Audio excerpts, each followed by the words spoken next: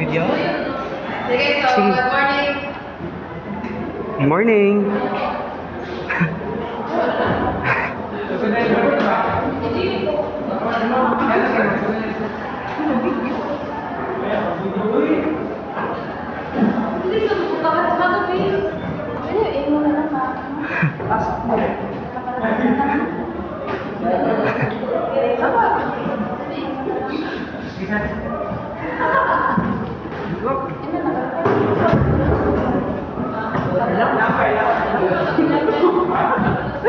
Okay, so good morning everyone. No, I am Erica Grace Burgos, and today our group will discuss the first part of topics na stress, strain, and testing information of soil. So next is, in my part, mag-discuss ko about stress, what is stress, and how is stress related to soil mechanics. So basically, kapag ito ko natin idea na lang ako, what is stress. Recap na kami ka lang Ako alam man nata ang new topic dun. So, information refers to change in shape, size, or volume of area of object when it is subjected to external forces stress. Of course, pag-various soil information ikitakan na nakagimtag ka ng mechanics. So, as an object, subjected to forces, so, of course, ang object is change ang iyang length, size, iyang width, shape, ang may force na natin sa iyang. So we're going to do more strain.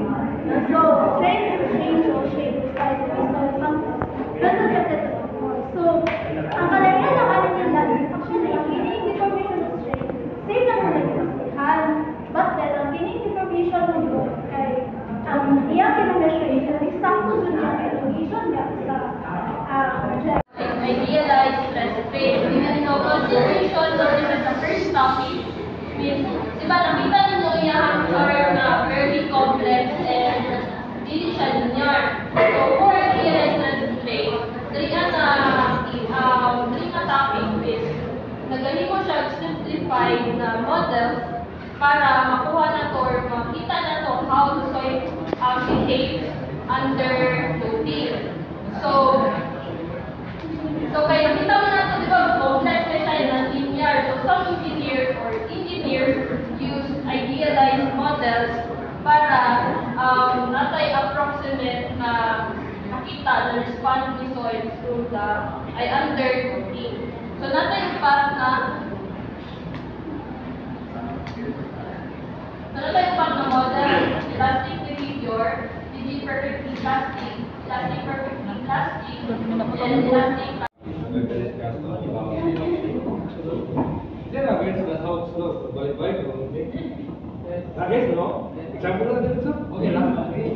Against the whole or against the mas concentration po. Ay, i-report na lang para dinay.